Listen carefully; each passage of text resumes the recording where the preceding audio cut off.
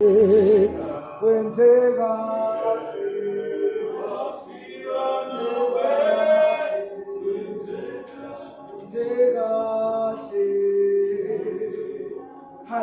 bazalwane. Siyabingelela ibandla likaNkulunkulu elikhona phakathi kwethu. First like to greet ubaba uSenior Pastor phakathi kwethu. Sibingelele ubaba Senior Pastor. Sibingelele udadewethu, mfowethu, sibingelele our elder, our leader, umphathi wethu baba uMakinta. We greet you all bazalwane, baze kamnandi basebukhoneni bukaNkulunkulu. Hallelujah. Hallelujah bazalwane. Kumnandi basebukhoneni bukaNkulunkulu. Ingelosi ziyamdumisa ubusuku nemini. Zithi kuyindwele kuyindwele. I-foundation yezwe sokhuluma ngalo namhlanje Romans Revelations chapter number 19 verse number 11 siyaqhubeka abazalwane nokufundisana ngokuthi umkhuleko yini, the assets of prayer, ama-dimensions of prayer. Ngitholile i-feedback ukuthi udingathi nivunyelwe ukuthi nibuze nemibuzo, abanemibuzo nabafuna ukukhomenta nabafuna ukubuza some things and interject.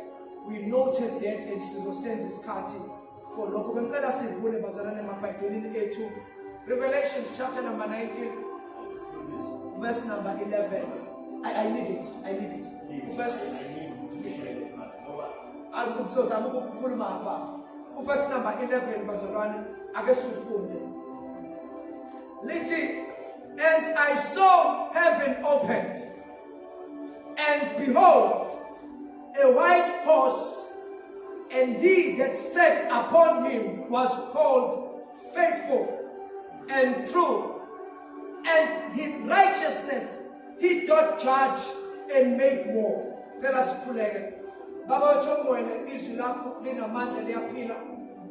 Noma uNkulunkulu wethu namandla sisingena masinya sidlula ukuze ngene ezinye inhlelo.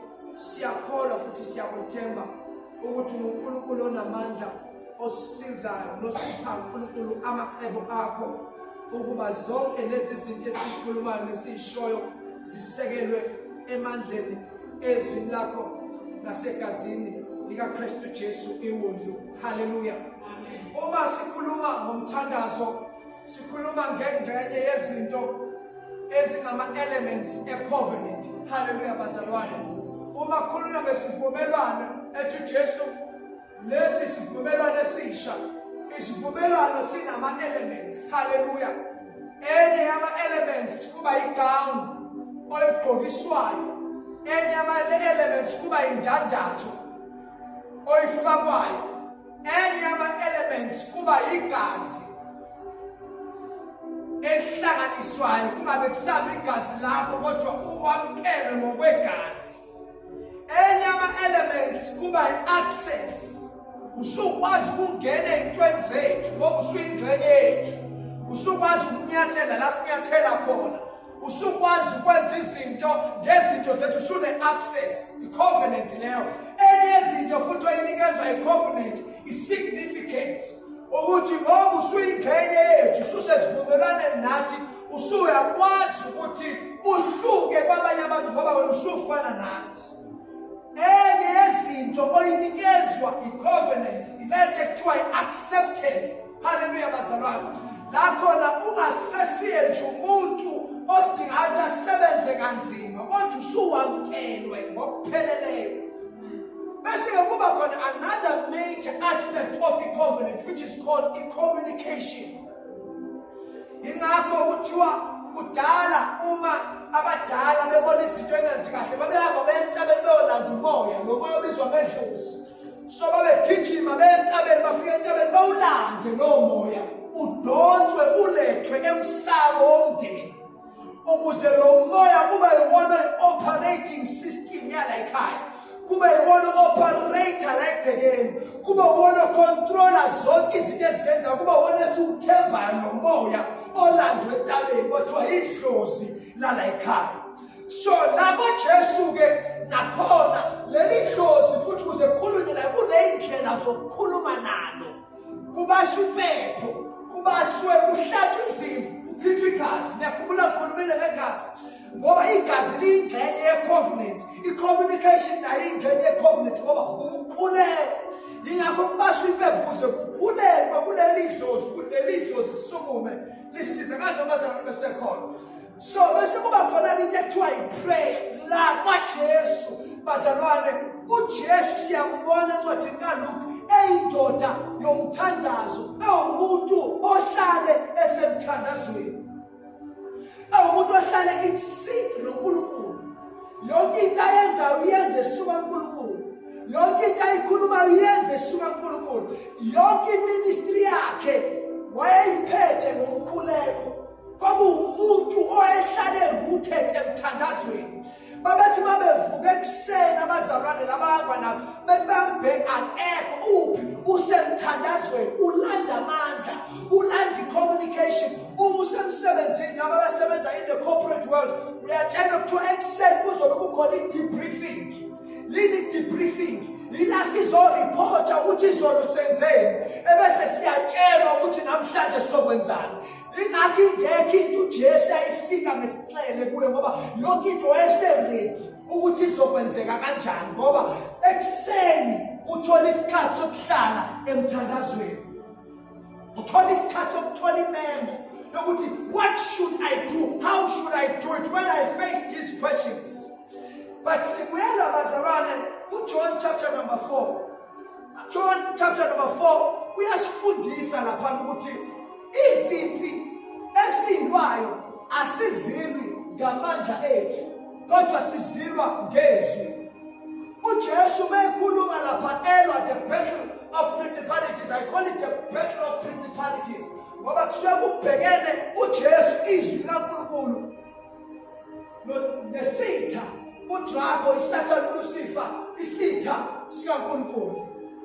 Uma uSathane ukhuluma izwi eshaya uJesu ngezwi, noJesu naye bekhuluma ngofunda kuJohn chapter number 4 naye ukhuluma ngezwi.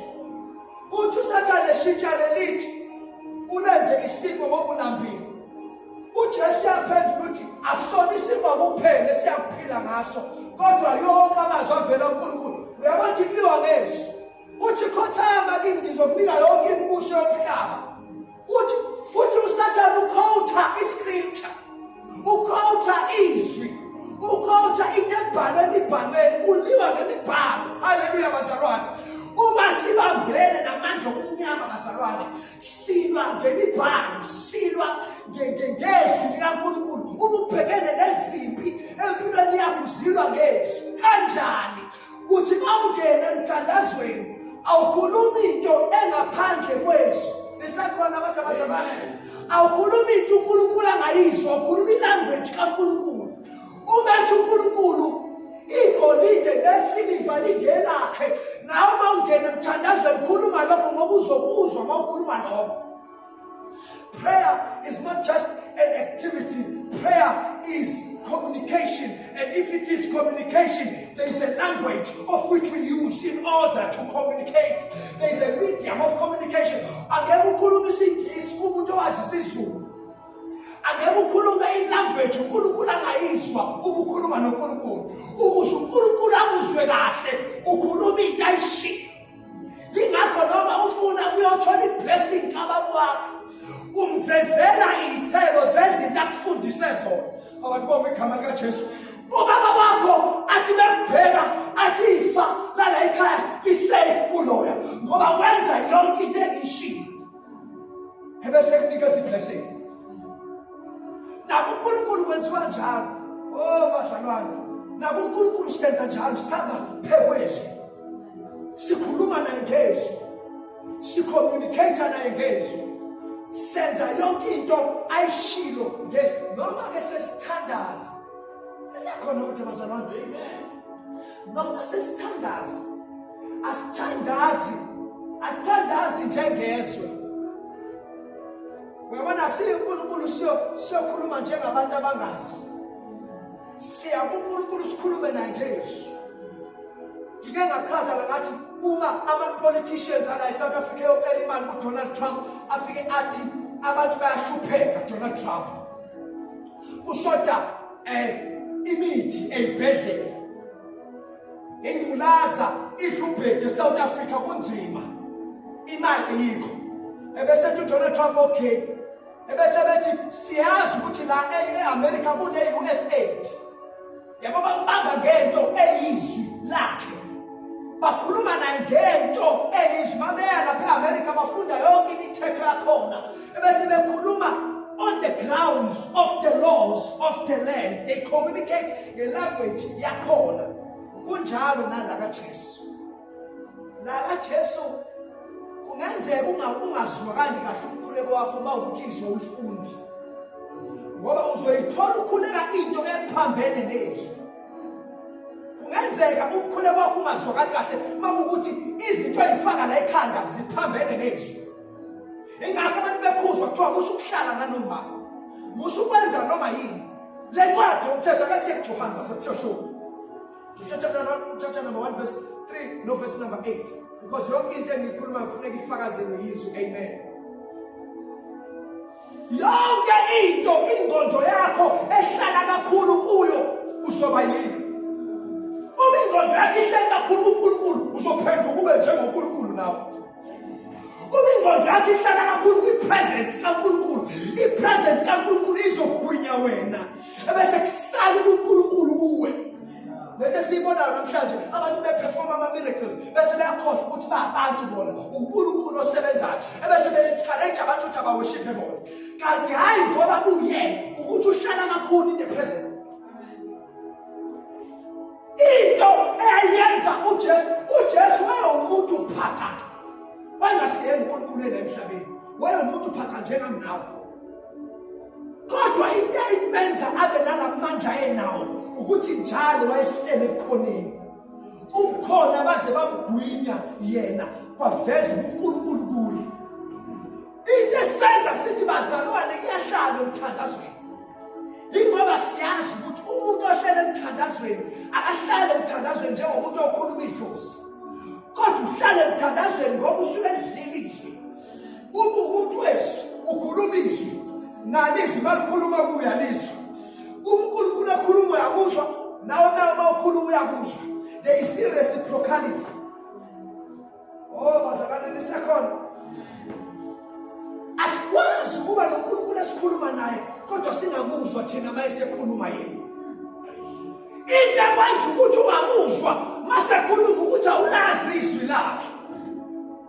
Akusho ukuthi ukhuluma nomuntu ngesizulu yena ekhuluma isingisi, ukhuluma nomuntu ngesingisi yena ekhuluma isiZulu. I-language. Prayer is communication. Communication is the sending and receiving of messages. Ngiyayithola. Angihlali 5 hours in prayer ngiphume ngingamzwanga ukuthi uthini. Mangithandaza ngithi uNkulunkulu ngicela imoto uyangiphela isikhumbuzo awukakabe ready ukuthi ube nemoto. Ngisakudinga ukuthi uhambe ngenyawo. Ngiphume ngi-right. Ngiphume ngalibele ngihlinela abantu ngilwa nabantu ukuthi imoto yamnayo. Ngisakudinga ukuthi uhambe ngenyawo isikhumbuzo. Khona izinto engisafuna ukuthi uyithole.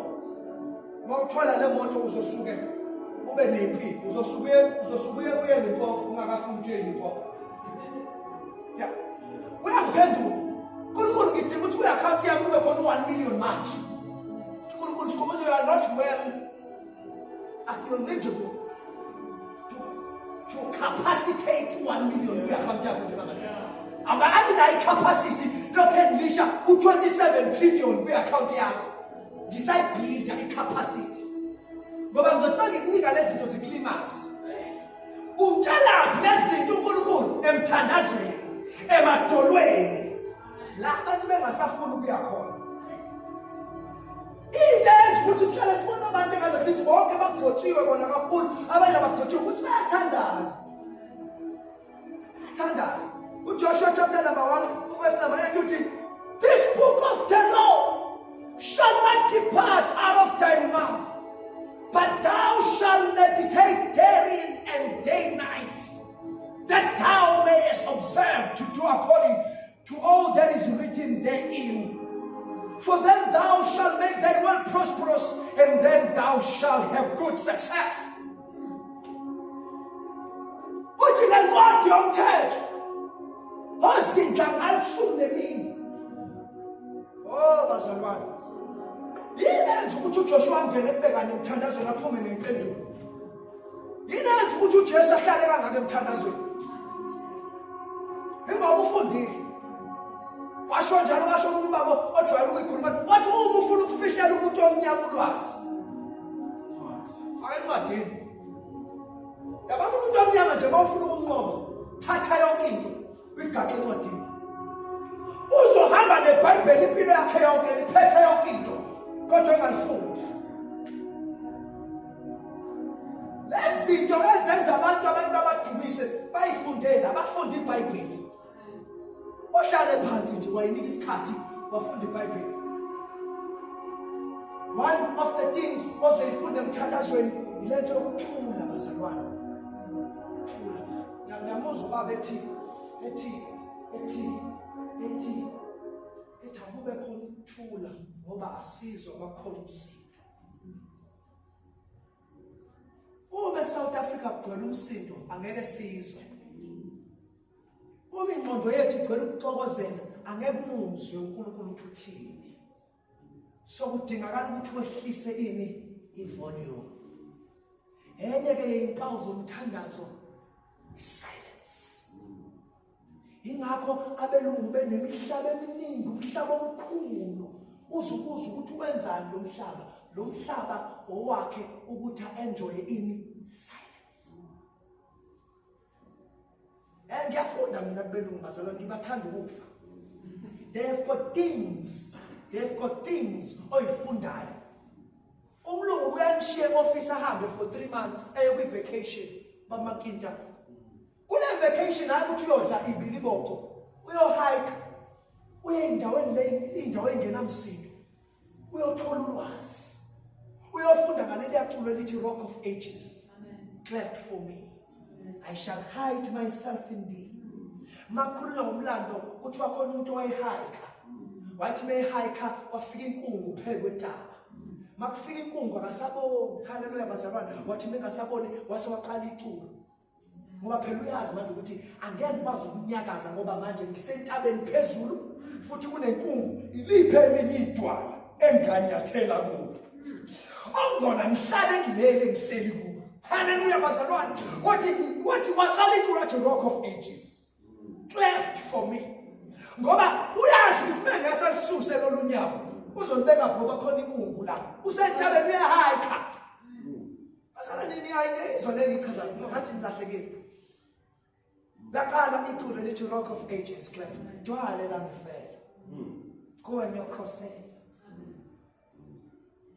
Kunenkungu eSouth Africa. Wonke umuntu udidekile ukuthi sesiyakwenza njani uma kunje. Kodwa abahlala kuye abadideki. Abahlala emthandazweni baneyimpendulo. Abahlala emthandazweni ingakhethi ohlezi kulona akana kwesaba. Noma umhlaba uzanyazanyiswa. Izinto esizenzela ngomthandazo ebusheni bethu. Khona umbuzo ohlala ubuzwe ebandleni kwathiwa izingane zakho sikhumbuzo uma ebusheni bakho ugethe uJesu uyoyifundisana. Kuyofika abantu bethambe enyangeni emadlozini yoya ngoba umazi uNkulunkulu ebusheni bakho. Kuyofika abantu bethi khona umama umthandazo wamakhandlela umfundisi nyanga sangoma. Ngithi khona enjalo manje khona enjalo. Khona enjalo officially bazalwane kuyaziwa ukuthi uthe phatha uJesu aphinda phatha amakhathakhatha aphinda athandazele namanzi. Uphethe zo 3. Bagcwele endlini kaJehova manje bangenini. Usho ukhuluma ngabo uJames, uJuda. Uthi bangene ngo-back door. Baphakathi kwethu ngeke sisabakhipha. Kodwa belungile bela phakathi kwethu. Thina ukuthi kuhlala emthandazweni. Athi yifuna inkosi semthandazweni. Buza intando yakhe. Hambiso wakhe. Zumdumise njalo. Bakushiza lukazi. Athi ubani ongamthumba owakhethwa nguye. Athi sibonga wena Jesu ungumkhulu nomkhulu. Wakhipha thina zonke kuwamandla kaSathane. Izinto esasifundiswa ogogo lezi. Ngoba nabo ogogo basilobhanga. Basifundisa umthandazo bazalwane. Umthandazo indlela yakho wedwa personally okhuluma nayo ngoNkulunkulu. Abantu bakubona ungasekho. Abantu bakubona uhlelo undwazile. Ngathi kude noNkulunkulu. Phela umthandazo is not only umsindo njengosikhumbuzo laba abakhuluma ilimi laba abangumsindo. Uthola ukuthi wena uNkulunkulu awukhulumi naye kanjalo uyayithulela. Uthi Jesu. Uthi mawuqeda ukuthi Jesu bese ziyenzeka izinto. Ngoba wonke umuntu unendlela yakhe lapha Jesu awukho one size same size fit all. Wonke umuntu unendlela yakhe axhumana noNkulunkulu ngayo. Wonke umuntu. Ingakho ethi uJesu ngena kwi-closet yakho, ngena kwi-privacy yakho, ukhulume noNkulunkulu. uNkulunkulu ukhulume naye akuzwe nawe umuzwe mekhuluma nawe.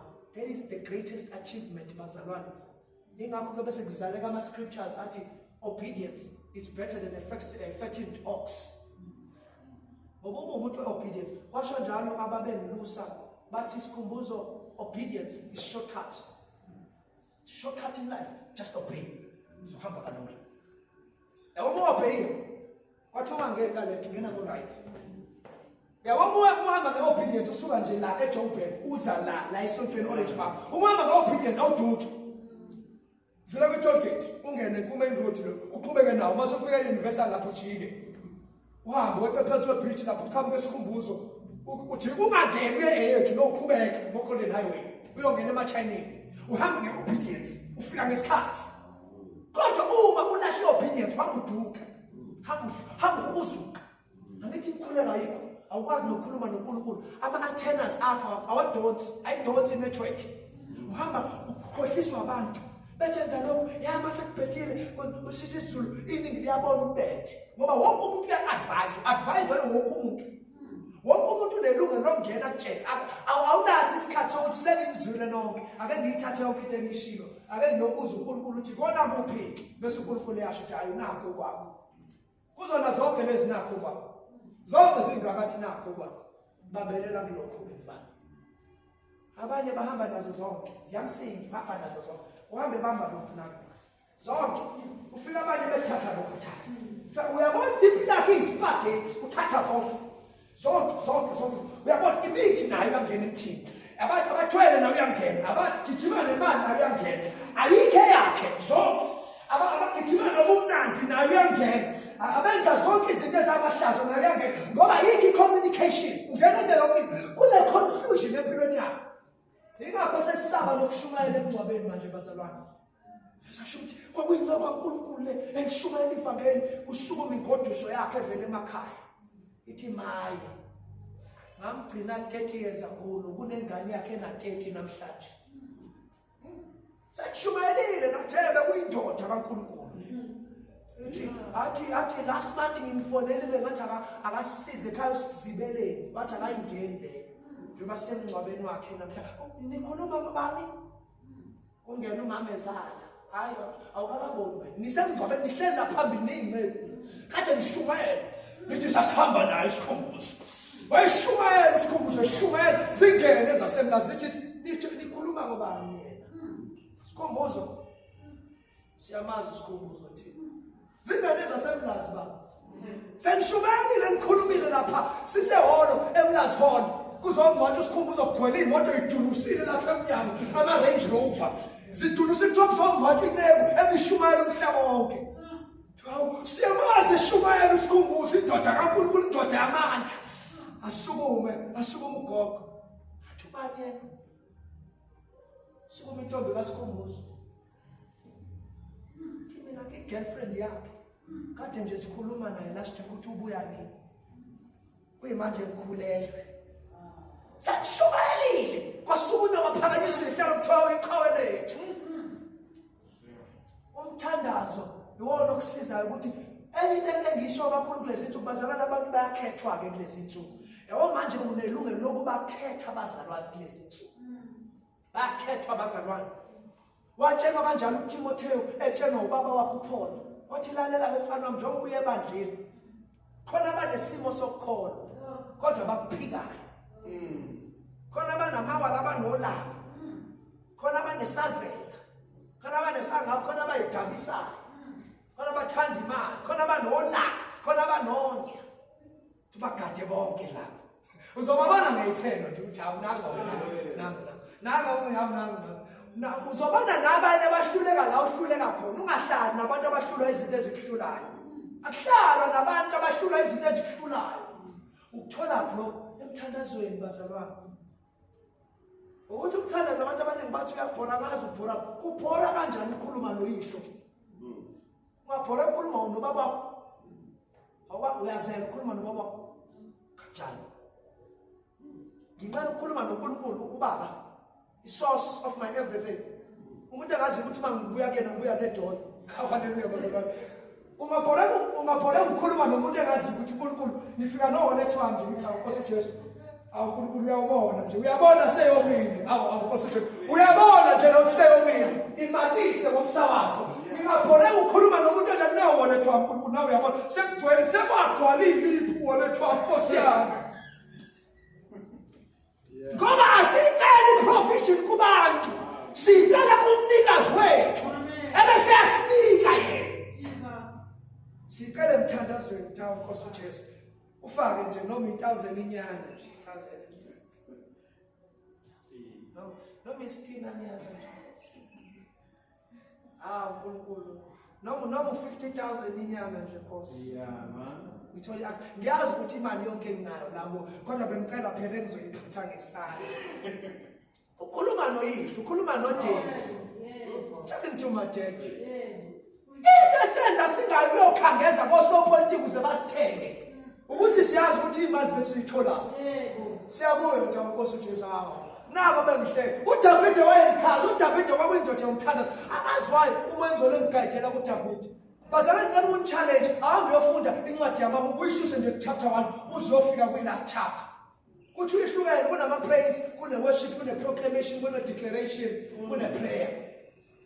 Ufunde nje ngamaHubo ubone impilo kaDavide ekhuluma noNkulunkulu. Uthi izitha zami ziyangihleka uNkulunkulu uzothula kuze kube nini.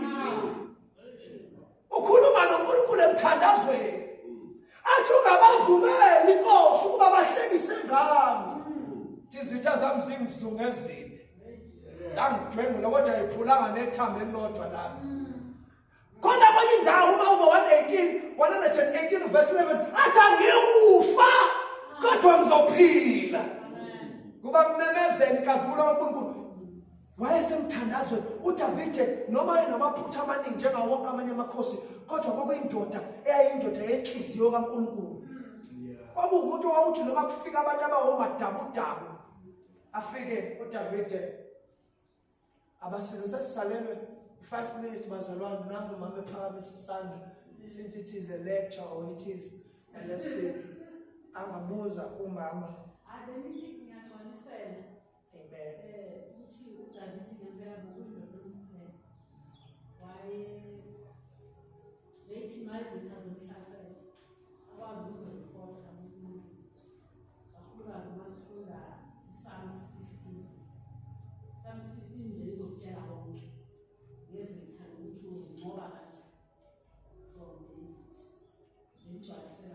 Hallelujah bazalwane. Psalms 15. Ukuthi bazalwane i-Victorious Restoration Church uNkulunkulu uyisa kwelinye izinga manje. Umuntu ongathandazi mina phakathi kwethu uzoba senkingeni. Ngoba kuzongena izinyanga nezangoma lapha zijijele into zazo la ngoba abantu basibabiza sithi angeze baza nezinyoka zabo. So kufanele basifihle siwumlilo at individual level. Ungabi weakest link. Ngoba bazongena ngawo empilweni yakho.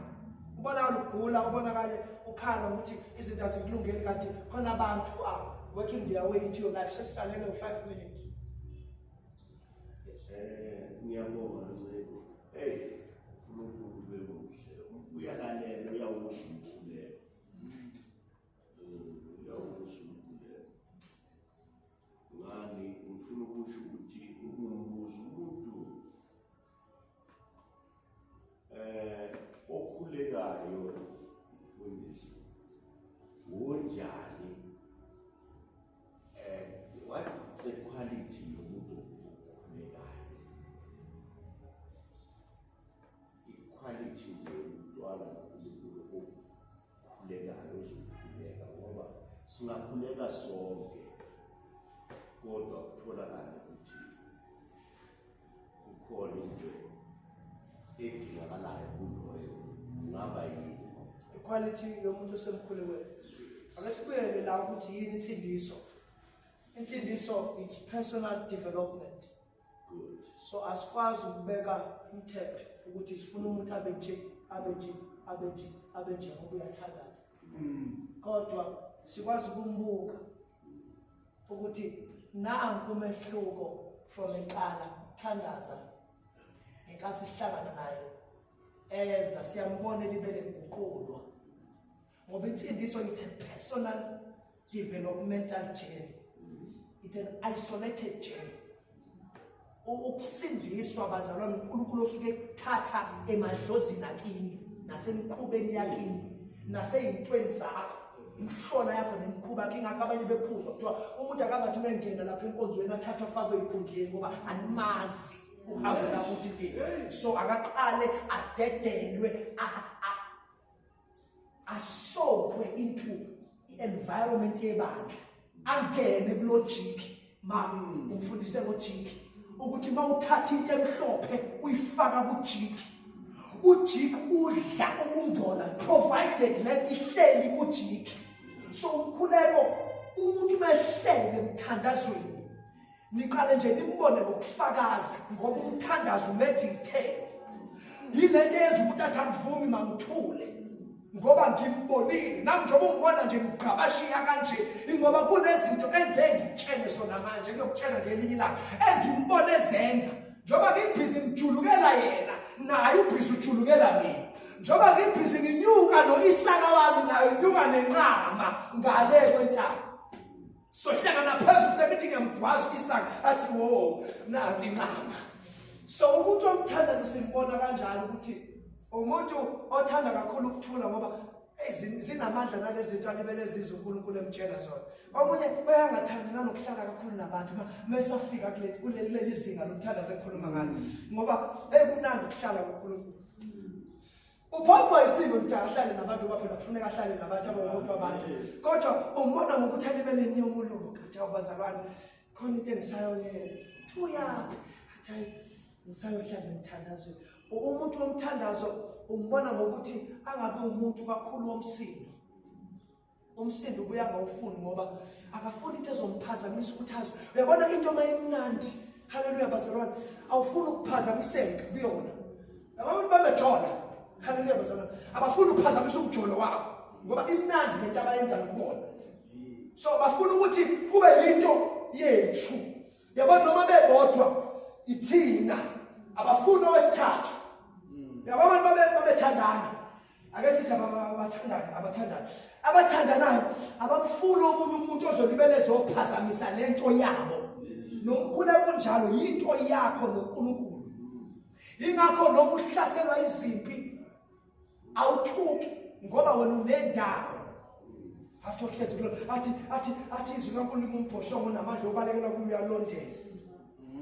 Khulunywa ngezwi lapho. Khulunywa ngomthandazo. Kuthiwa babonakala amadoda intshebe nobhebenene impandla zigijima zithi awusayi emthandazweni encwadini yama-Acts. Ukhulekela ukuthi umoya ongcwele uyeza. Athi uJesu uhlalane eJerusalema nize nigcwaliswe namandla.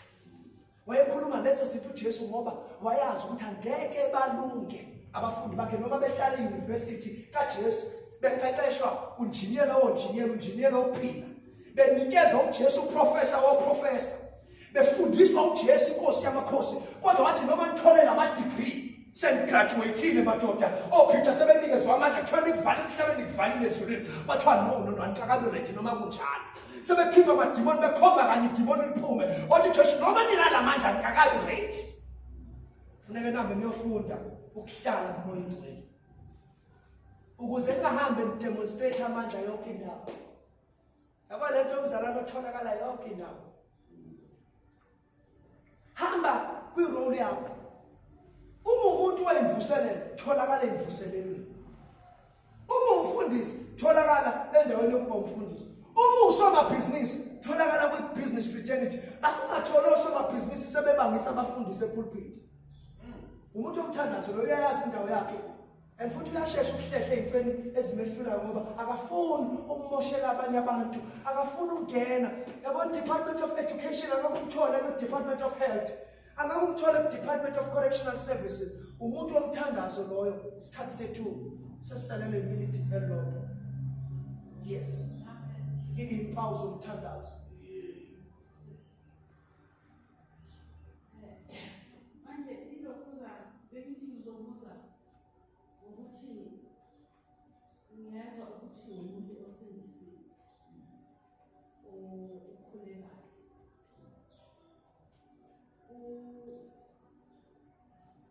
ngiyizwa ukuthi umoya ongcwele uyafundisa ukukhuleka. So I don't know ukuthi umoya ongcwele ukufundisa ngalesikhathi wamukela uJesu or usafanele ukuthi kube nesikhathi futhi lapho kufanele ukuthi kuthiwa gcwaliswe ngomoya ongcwele. Ngoba ngizwe kuba nalezo zokuthi abafuna umoya ongcwele mabeze ngelanga elithile sizabe sigcoba abantu umoya ongcwele uzaba wehlelela and nizabe nazi ke ukuthi lukhulume ngezilimi. Manje bengifuna ukwazi ukuthi ngabe umoya ongcwele lo uwambatha ngalesikhathi usindiswa na noma usafanele ukuthi ulinde esinye isikhathi lapho uzogcwaliswa khona umoya ongcwele. Yes. Ake singene la ukuthi abafundi bakaJesu bahamba noJesu for approximately 3 years. Wabanikeza amandla, wabanikeza yonke into. Wasathi mase behambe naye isikhashana leso, baphinde futhi wathi hamba niyohlala eJerusalem. So wayehamba nabengenamoya ongcwele yini? Ngokwenkulumo kusho ukuthi kuyafakazela ukuthi babe ngenayo umoya ongcwele ngoba wathi abahlale kephi eJerusalem baze bagcwaliswe ngamandla kamoya ongcwele. Now ukujaja from isikhathi wamukela uJesu to isikhathi wamukela umoya ongcwele akulele kubantu, kulele kuyimpawu. Akekho umuntu okwazi ukujaja ukuthi unayo umoya ongcwele noma akanayo unless ebona impawu. Kuneyiphiwe kaJesu indodana abanika zona enyukele ezulwini bese kuba khona iphiwe kamoya ongcwele. uNkulunkulu akekho wakwambona, owambona usezulwini manje angeke abuye emhlabeni ngoba mawumbona umanuye kuyena. Yindaba ethi akekho wakwambona. Wonke umuntu omazi uNkulunkulu umazi ngemisebenzi. Ingakho wonke amagama kaNkulunkulu esinawo akhomba imisebenzi. uJehova Nisi, uJehova Jaya babona imisebenzi, ababonanga yena babona imisebenzi. noMose naye kwathiwa Mose angeke ukubona lutho, uzobona umhlane wami kodwa uzubona umhlane uzokufaka emfantwini wedwala.